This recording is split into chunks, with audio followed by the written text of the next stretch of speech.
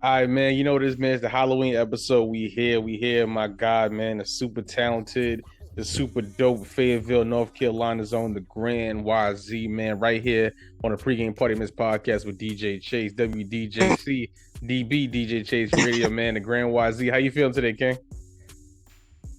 Feeling great. What about you? I'm chilling, man, chilling, man. Just working, staying focused, staying busy. I'm on tour right now, so trying to squeeze get everything done. you know. We're like, I'm ready to get started. Yeah, for sure. First and foremost, how you feeling today, brother? I'm feeling great. Had a pretty good day and everything like that. Halloween, obviously, too. A lot of great energy around the city and everything like that. Ghost town. For sure, man. Yeah, definitely. I want to get into your background a little bit. You have a really cool story. You have a lot of accomplishments that you've done in your life. You grew up in Fayetteville, correct? You representing Fayetteville, or you grew up in Fayetteville, North Carolina? I was born in Fayetteville. Lived in Hope Mills, but I went to school and everything in Fayettille, though. So, what I'm saying? I got rep a little bit. You know what I mean? Yeah, for sure. Yeah. All right, copy, man. And how was it growing up in like North Carolina? I love North Carolina. I love it down there. That's my place to be. How was it growing up in beautiful Fayetteville? It was good, but at the same time, I kind of wish, like in Fayetteville, you kind of miss out on like the skyline, the big city lights and everything like that. And then also in North Carolina in general, the weather is great with the exception of the fact during the summers it's too humid. It's too humid and it's too hot. So, I was, outside of that, what I'm saying? I love the fact that North Carolina is, reminds me a lot of myself. It's balanced. You get a little bit of everything and stuff like that. So, Yeah, I feel like it was a good fit.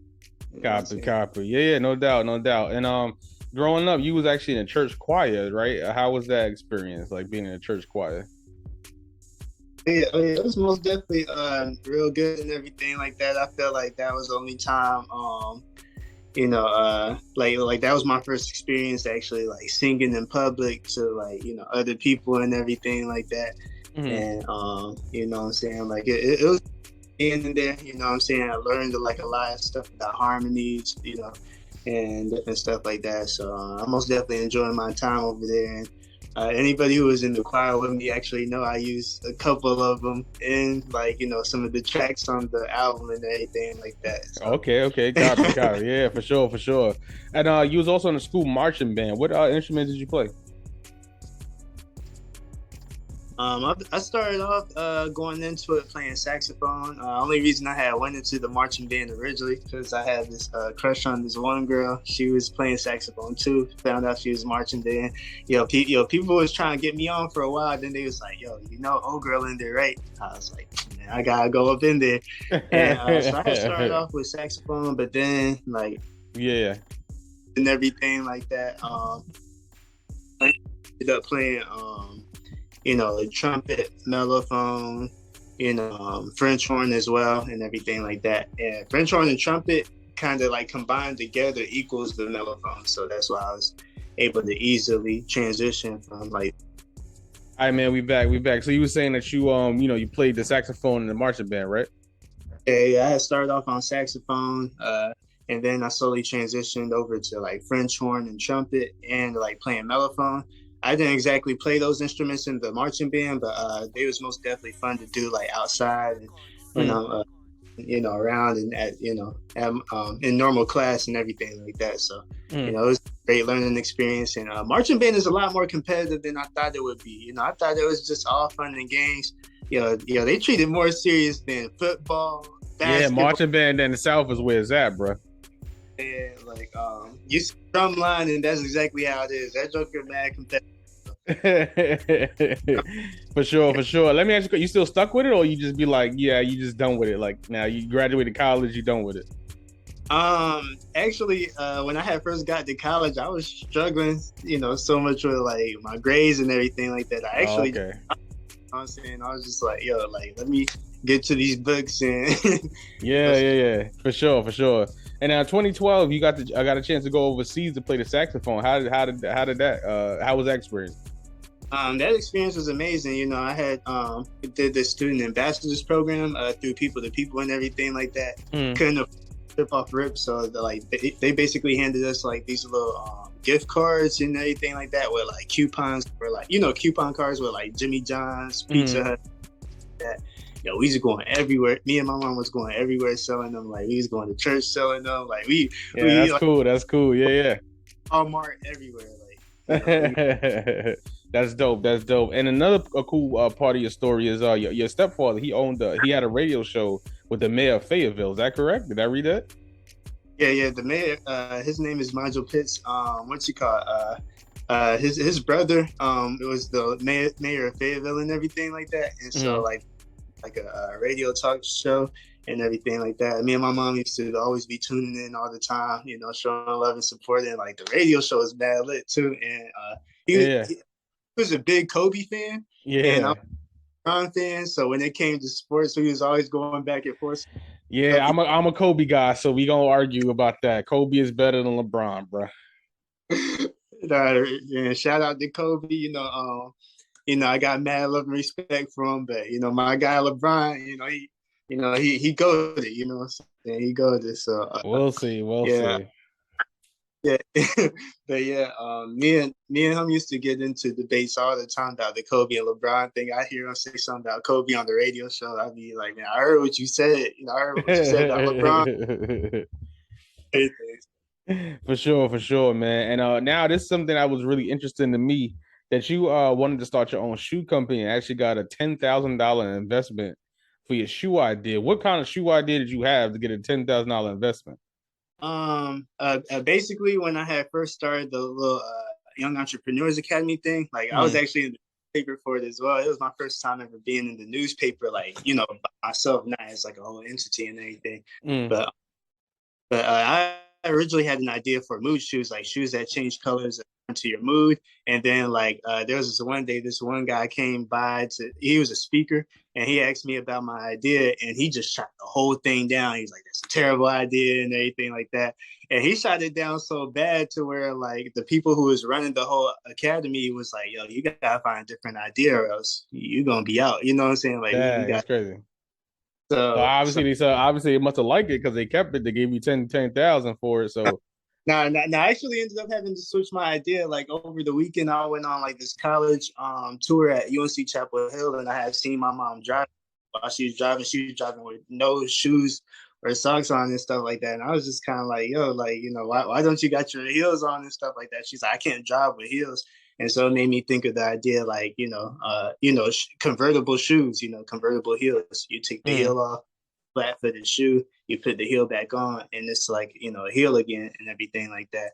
And that's the idea where I had got the investment and everything like that. That's what's up. What did you do with the investment? Did you use it or did you just kept like just pocket kind of kept it like I had started college and everything like that, hoping like I get like a better foot and understanding of like the whole business world and everything like that. mm.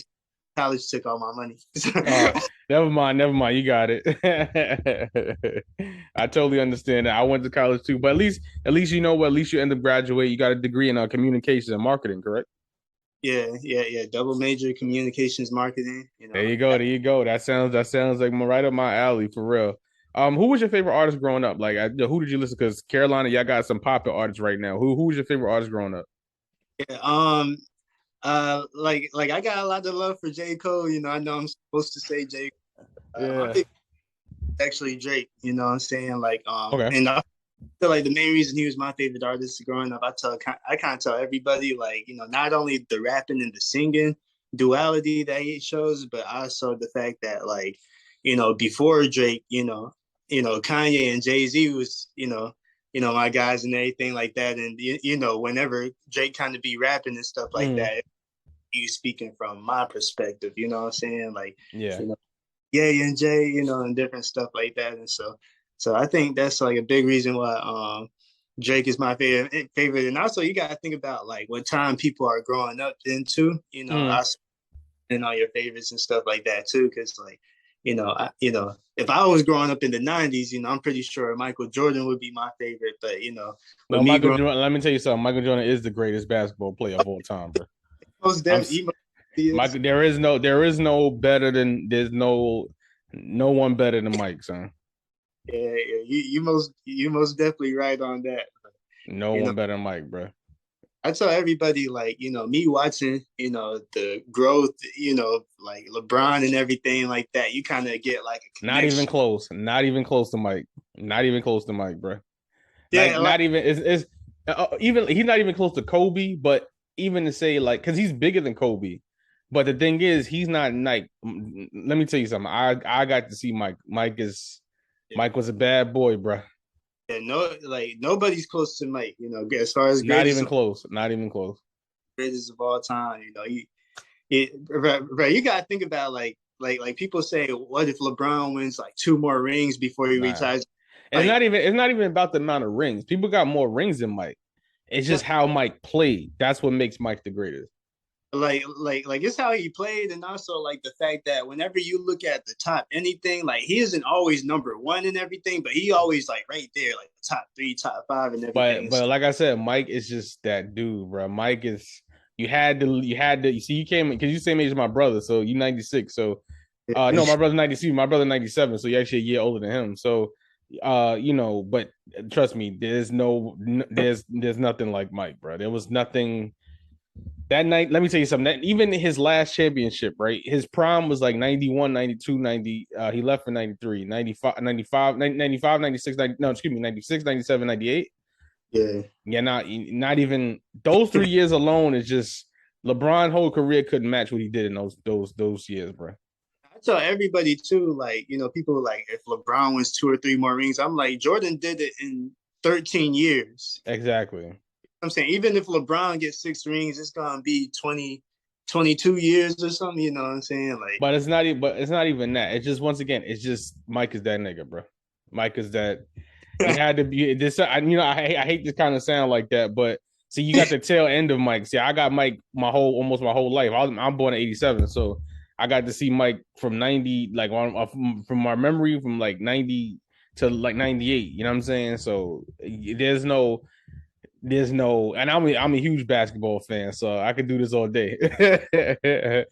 But now, man, with all your training, your musical training, all your background, you recorded your first verse in 2016, but you recorded your first record this year. What made you take it so long to make your first record, first full song? I ain't even gonna lie. Like when I was in college, I was actually doing the whole beats thing and everything like that. I used to write like a lot of poetry and stuff like that, but I ain't Mm-hmm. never put it over beats until like later on and everything like that. But as far as what took me so long, like the whole music thing was a lot more complicated than I originally thought it was It's gonna be. hard. It's It's hard. It's hard. Yeah. complicated. It's a lot more expensive and everything like that. You also got to make sure when you do come out, you have the look. You know what I'm saying? You got to make sure you have a marketing and all Yep. types of stuff. You Well, know you what I'm got the advantage, the marketing mix, how to, what I'm saying, about product placement, advertising, the four P's, all the good stuff. So you got a little training there. Yeah, and college is actually another reason too. Like I said, when I had first got there, my first semester, I was, like I was just so hyped being out on my own college, Yeah. lifestyle. And I, I did terrible that first semester, and I was Nah, it playing catch happens. up. It happens. Adrian, I was Shit, I kind of should. I got kicked out my second year, so don't feel bad. Don't feel bad, man. And what's the writing process like for you? So you get the beat first, and then you write, or you write, and then maybe like just hit a beat and then rap over the beat. man. I used to get so mad and so annoyed about me having like all these verses and writing all this poetry and not being able to find a beat that fits it. Not just off of like Yeah. tempo, but also off of like vibe and everything like that. I used to get so frustrated. I was just like, yo, like I'm gonna wait till I get the beat first, then write to it. That's how I'm feeling, and like have the flow and everything to match it and everything like that. And I kind of tell everybody also like like one thing with me, I try and make sure everything like not only like looks good on paper, but it also like sounds good, at the Mm. same time. So like, so I feel like, sometimes I'll go into like a beat, just kind of like freestyle and everything like that. And it's not even just for like the words, but it's more so for like the melody, rhythm, and cadence and everything like that. Cause you want it to like, sound good. And then like, you're like, okay, we got that, I'm saying now, like, let's like put some heart in it. Let's like put how I'm feeling in it and everything like that. And that kind of like fills it in and everything. So, Yeah, for you know. sure, for sure, for sure. And I know you haven't been on too many stages because you really just started doing music this year. But what do you like better, the stage or the studio better? Um, I ain't even gonna lie. Like I remember before I had even started doing music and everything like that. Mm. I used to tell people all the time. I was like, man, I ain't gonna lie, yo. Like y'all see this dude, party next door and different people like that. How like they do perform, but they don't really be out there like that. I was like, I ain't even gonna lie, like that seemed like something I kind of be more into. But then like I had Nah, you gotta perform. You gotta hit that stage, bro. yeah, I had did my first performance over at Jiho. It's Mm. called thing like that. And like it was like this artist showcase and everything like that in Greensboro. And like that joint was mad lit and everything like that. And Yeah. seeing kind of like, going in and people don't really like know the lyrics, know the words and everything like that when you're a new artist. But like Mm. it's seeing how like after you go through that first hook and everything like that, when the next hook come around, you see people actually trying to like, say the lyrics, say the words and everything like that, and like just like that love and support is like mad different than like I don't know, I see it, but feeling it is like 100% different. Yeah, for sure, for sure. Now the Carolinas is popping. Who's your favorite Carolina artist right now? Carolina artists, easily J. Cole, most definitely. All right, copy, copy. Yeah, because where's he from? He's from Fayetteville, right? No, he's Yeah. from Fayetteville, right? Easily J. Cole, and everything like that. I tell everybody, that Friday Night Lights was an album. That joint was crazy. Like the mixtapes before that, but that Friday Night Lights was different, you know what I'm saying? And then also like as far as like smaller North Carolina artists and everything like that, Just you give me know, I one. huh? That's it. Just give me one. My roommate Julian Argo, Julio Mm. the I actually had him on one of my songs. I remember, we was roommates freshman year and everything like that. And I was like, yo, like I heard this dude rapping and so I was like, yo, this dude going crazy. I told dude, I was like, yo, you can have any beat I got. I was like, I got you. Like, That's bro, got dope. That's dope. Yeah, man. And also too with your music, you incorporate a lot of like melodies and singing. What made you want to do that as opposed to straight rapping? like I said, like my favorite artist was Drake and everything like that. You know what I'm saying? Like my favorite current artist is A Boogie. Oh I wow, listen okay. I listen to like a lot of them and everything like that. And so I like having like that mix and that balance and everything like that, like at the end of the day, what I'm saying, like I'm trying to incorporate more rapping into it because a lot of people did tell me like, you should have rapped a little bit more, but Yeah. and like yeah, I most definitely get some more strictly like rapping like on the Right. next tour. Copy, copy. Now the new single LNT, that's the one that's been popping right now. How did that record come about? Um as far as how the record had came about and everything, like I had got the beat and everything like that, and I was listening to it. Shout out to JP Beats. I was listening to it and everything like that. I was like, yo, like I started doing the little freestyle thing. I was like, don't want no scrub, and then that had kind of like gave me the topic off rip and everything like that. You know what I'm saying? And Mm. so like LNT is basically about like a couple girls I had messed with like in the past and everything like that, and how like I don't know, in my eyes, it's kind of like they was kind of being ungrateful, I sound cocky and nothing like that, but it's kind of like doing this, I'm going hard and everything like that. You kind of being ungrateful and everything like that, and it's kind of like, man, I don't want no scrub. You're not even doing nothing, and you're not even being grateful for Mm. any type of, you know what I'm saying, anything like that. It's like I don't want no scrub, you know what I'm saying. For sure, man. The full project Hypnotic dropped August 23rd, man. You know, we got any new full projects coming out? What's up? I know we got to send some. I know me and you get ready to work on something. So you know, Yeah, that's definitely me and you. You know, yeah, I'm telling you that one right there gonna touch I'm actually curious to hear what you're gonna do to it. Yeah. like I'm gonna give you a hint that it's not gonna be the melody stuff. It's gonna be strictly rapping on it. Copy for sure, for sure. I look forward to it. I'm always excited to hear new music. That's because New York artists, they're so lazy. So sometimes I have to like hear like other music. You know what I'm saying? Other people on my stuff. So I'm like, all right, cool. You know what's next for the Grandwy-z? You got any shows coming up? What's up? As far as what's next, like I'm actually kind of multitasking right now. I'm kind of, I'm already working on like the next album, Chrome Hearted, Mm-hmm. and then I'm already working on that, as well as like still like pushing like the Hypnotic single and out, and Hypnotic album and everything like that out right now. Mm-hmm. And also I'm also still strategizing at the same time too, kind of like, oh, this work, this doesn't, and everything like that. Yeah. You being new and everything like that, you most definitely gotta try out new things. Yeah. And, well, you get it. We working. You see what I'm saying? So we got once it's, they put this interview out, people gonna feel you and people gonna see, okay, he working. You know what I'm saying? And my last question before we get out of here, man, what advice, excuse me, what advice do you have for anyone trying to get in the music business? Like I feel like a lot of times, like a lot of people kind of lack confidence. So like a lot of times they don't really like try their best. They don't really go hard and everything like that. I was just wanting everybody to know it's not lame or corny to try your best. You know what I'm saying? Like make sure you try your best. I had a friend, I remember when I had first dropped my album, I had a friend, he was kind of telling me, he's like, when you invest in yourself, you can never regret that, and at the end of the day, he was like, if I was rapping, he was like, man, I'd be posting my stuff up on my story every single day. There you go. Yeah.